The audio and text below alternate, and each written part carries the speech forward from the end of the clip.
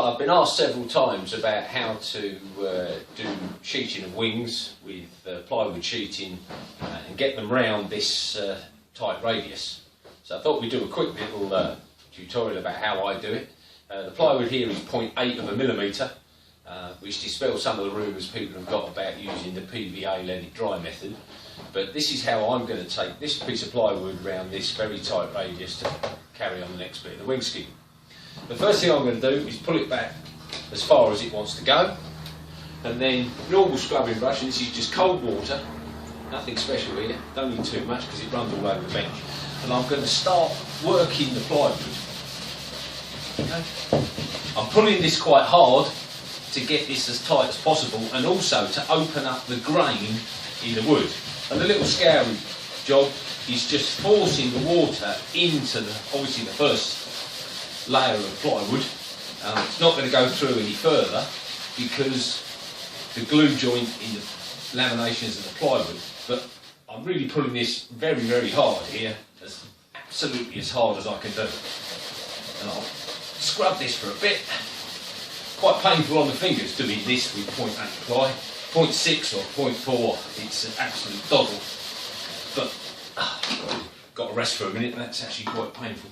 But I've got enough on there, and now I'm taking a bog standard heat sealing iron, and this is the trick. It's turned up flat out, it's ready to go as hot as it will go. And again, I'm going to get hold of this, pull it as hard as possible, and now this is the trick. I don't know if that's in the way so you can actually see what I'm doing here, but I'm going to start under here, and you can hear it steaming, and I'm going to work this round the job. Still pulling as hard as I can.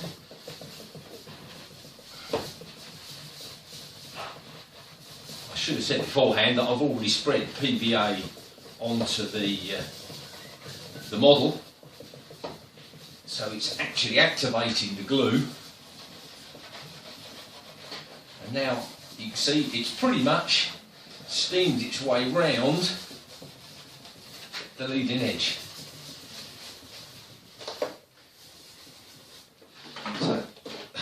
Rest that hand for a minute because we're pretty much there now. So what I'm going to do now is work along each rim to iron the sheeting into place.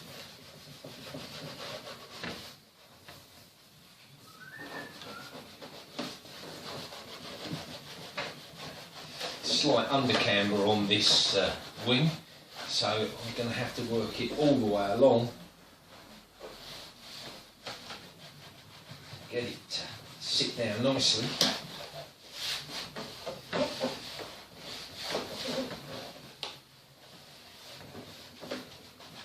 So that one, bring this one back now. You've got to be careful that you don't push into the sheeting between the ribs when you're doing this, because even at 0.8 ply, with the amount of pressure I'm applying, you can bend the sheet between the ribs, and then of course it actually forms up a longer distance and won't go flat. So that's it, pretty much down. Now the important point now is to dry the wood with the iron, because we don't want any swelling of the wood, want to keep it all even. I don't know if you can get in closer here, Al, and see what's actually happening.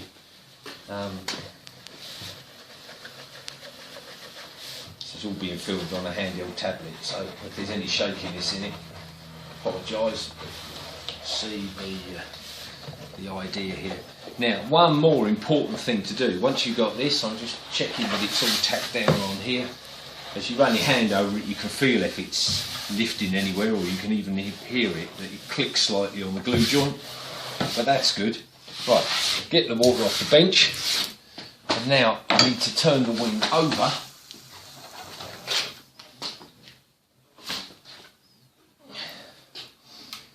This is quite an important part of the job.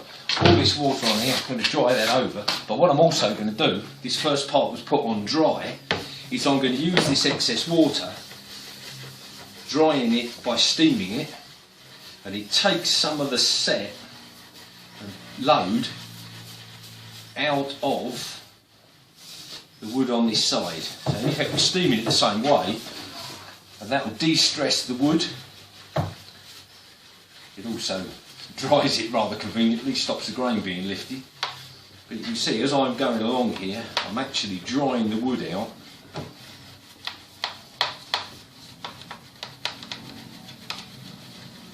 Let's see a little clicky there, so I can just press that down. Dry the wood out with the iron.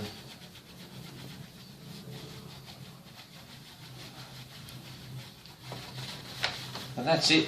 Job done, ready for the next sheet. To be trimmed to size, off we go. Thank you. Okay, so this is a little tutorial about sanding scarf joints into very thin plywood. For the purposes of this demo, this is a piece of 0.6mm plywood, and I'm trying to sand into the edge of it a 10:1 scarf joint so it can be overlapped onto each of the sheets of the model. This is actually a tip piece, 0.6. This centre section here is actually being done in 0.8, which is slightly easier to do. You've got a little bit more meat on the plywood to play with.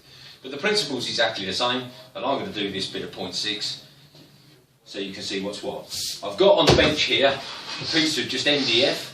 The important thing is it's got a good sharp square edge.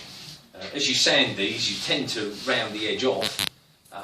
So in order to get a nice good joint, you need a nice sharp edge. A piece of glass is good, but I tend to use a bit of MDF, and actually when it's the edge is gone, I just run it through the saw, slice about ½ inch off the edge, and I've got a good edge again. I build fairly big models, so I've got a big sheet, but obviously if you're doing a smaller or quarter scale model, principle is exactly the same, and this works for any thickness of plywood, right down to 0.4, no problem at all. The tool of choice is Permagrip. I'm using the fine side of the Permagrip. Please don't attack it with the rough side first, because you'll just rip the grain out of the side. But all we need to do, I put that up against the edge to make sure that the sheet is dead aligned with the edge and it's clear of the end of the bench. I'm just going to hold that now with my hand, set the angle just with my finger, using my fingers against the edge of the MDF to hold it in place. And this is a bit like a leap of faith, but you've just got to go for it. And all I'm basically going to do is run this up and down the edge. Now I'm keeping an eye on it as I go along to ensure that the grain lines stay pretty straight. Be careful as you come to the end that you don't run the Permagrip block round the corner, because you'll start sanding the top, and it is important that you keep it at the right angle all the way along. Now obviously this material is quite thin, 0.6mm, so it sands pretty quickly, and you can see what we're looking for is a nice straight line all the way through. You can see the laminations. We're just coming up to the last piece now, so quite light pressure here because we're trying to sand basically to nothing, and if you push too hard you'll start pulling the end of the grain out. So there we are, that's as simple as that. Now what we've got to check, turn it over, is that we haven't broken into this edge anywhere, because this is the edge that's going to sit on the model up against the last piece of sheeting, and if there's any breakouts of the edge you're not going to see a nice clean line. So that's it, it's as quick as that. Now sanded the edges of the sheet to the chamfer. Now the job is to apply it to the model. As you can see, we're putting each piece on in a scale panel, which in this case runs across 4 rib bays. This is the chamfer that was sanded in the last piece, so we're ready to go here, and obviously we're working this way. So the first thing I want to do, because this plane is going to have a varnished ply finish, I don't want any glue to get onto the surface, because actually it will stain it, and when you put the varnish on, you can actually, it shows up as a different colour. So the first thing I'm going to do is just with a bit of bog standard normal masking tape, I'm just going to mask along the edge of the chamfer, just like that, top surface only, which will become clear why later on. And now I'm going to take bog standard EvoStick PVA, bring it forward so Al can see it. Okay, that's the glue of choice here. I know now exactly where the sheeting is going to go across these 4 bays. I've got a reference line drawn on here because I don't want the sheeting to come all the way back to the back of the spacer blocks, because there's all the little tags to go on here for the scale detail. So it's just a case of start spreading the glue, I do this very simply, straight out of the pot. Now you notice I'm being quite generous with the application of the glue here. All will become clear later on as to why. So I'm trying to get a good healthy bead on each rib.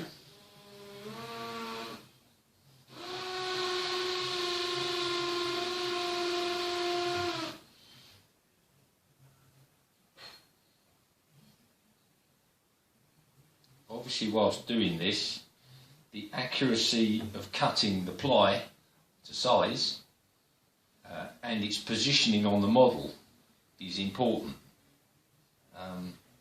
With this iron down type process, it's quite difficult once you've ironed it on to lift it off if it's in the wrong place. And because I'm going to be applying the sheet in 2 stages, the top piece is going on dry, and as we'll see later on, we're going to steam the bottom end round to fit. I don't want to get in a situation where I put this on, when I steam the bottom end it doesn't fit because it's gone on skew if. So a fair bit of care needed there to ensure everything's right, hence the reference lines. But what I'm going to do now, just wet my finger and I'm just going to spread the glue on that bit. Good bit of workshop trousers there.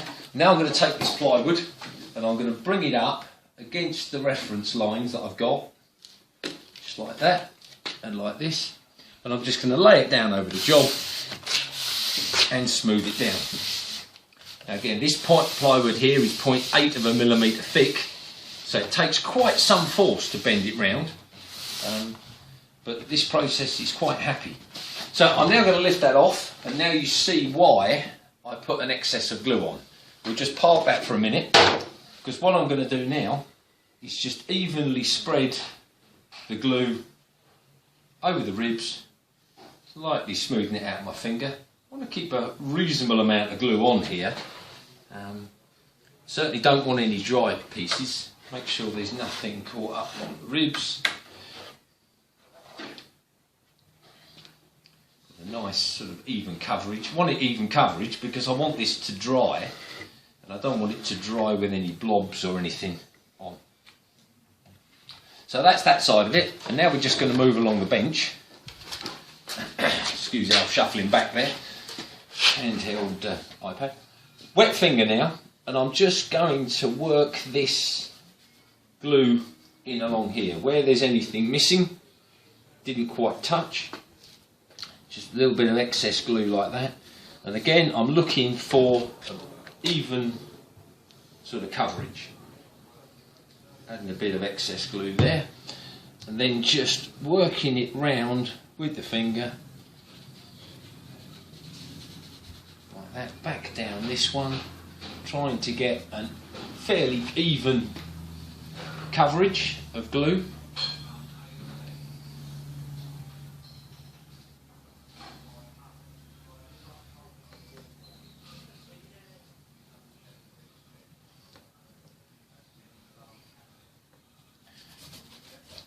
Just smooth it out from any lumps or bumps.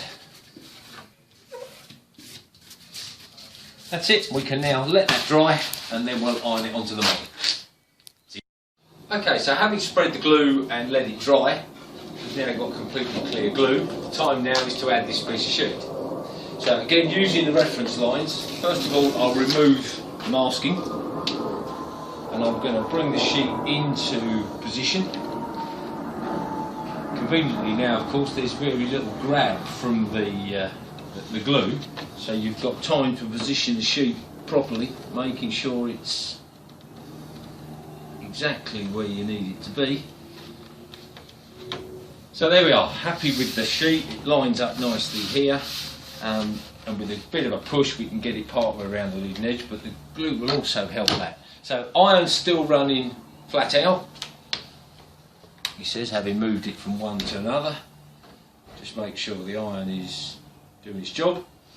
Okay, so I'm now going to tack this along here. Because this is 0.8mm plywood, you do need to keep the heat on for a reasonable length of time to soak through the wood. And for those who are trying to do this in the middle of winter in a cold workshop, the warmer the plywood is, the easier it is to do this. Now this iron's pretty hot, so that's about as long as I can keep my hand on that without burning it. So you do need the iron as hot as possible to do plywood this thick. I tend to use the iron flat out regardless of the thickness of plywood I'm doing, but you can just move around the job quicker with a thinner wood. But it will soak through the heat to be able to stick this on, no problem at all. I'm using my right hand here to hold the wood on the job, and then I'm just tracing each rib individually.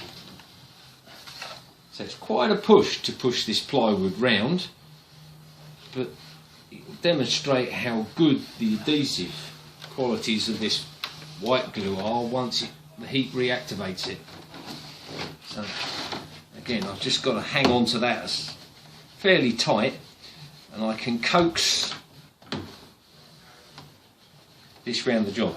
Now you might be thinking I'm putting a lot of stresses in the model by bending the plywood this hard, but as will be revealed later on when we do the bottom side and we steam it, I'm actually going to steam this top piece at the same time to relieve some of the stresses in it. So we'll just hold that a moment until the glue's had a chance to set, and there we are.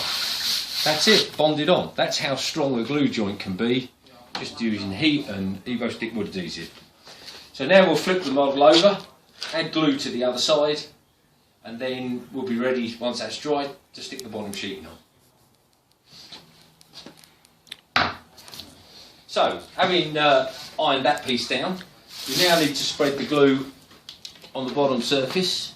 So again, I'm just masking this off for neatness as much as anything else. Stop the any excess glue getting onto the surface. But in exactly the same way as we spread the glue on the first one, I'm going to spread the glue onto here. But of course this piece of sheeting isn't going to bend down to pick up the glue marks like we did with the top sheet, because there's no way that's going around anywhere at the moment. So I'm going to have to put the glue on the ply sheeting, literally spread it out by eye as to where it needs to be. So I'll just get the glue on here first, running down each rib.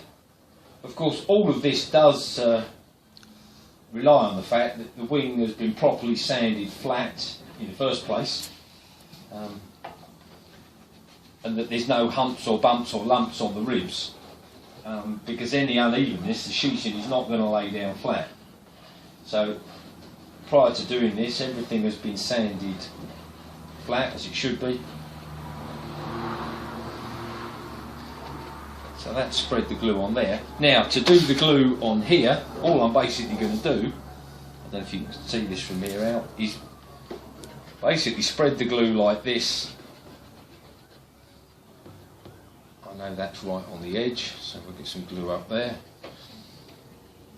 So a spiral pattern I find works well. Don't need to put an excess on. You only need enough glue to do the job. If it's swimming with glue, it really won't work at all. It just takes longer to dry, and actually I think the glue joint is less strong. So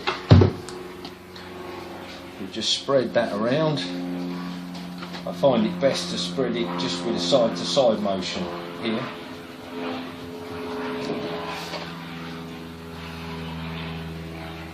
Gets quite a nice wide band to make sure that I've actually got enough glue to sit over the top of the rib.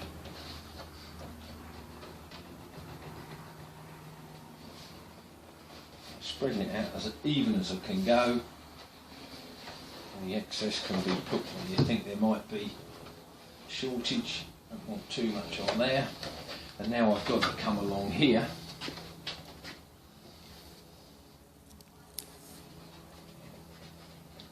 Add some there. I did think maybe it was just a little bit shy on glue there, so I'll just spread a little bit more in there as well. And then spread that one round. Anyone who doesn't like getting glue on their fingers is really going to struggle with this bit. But,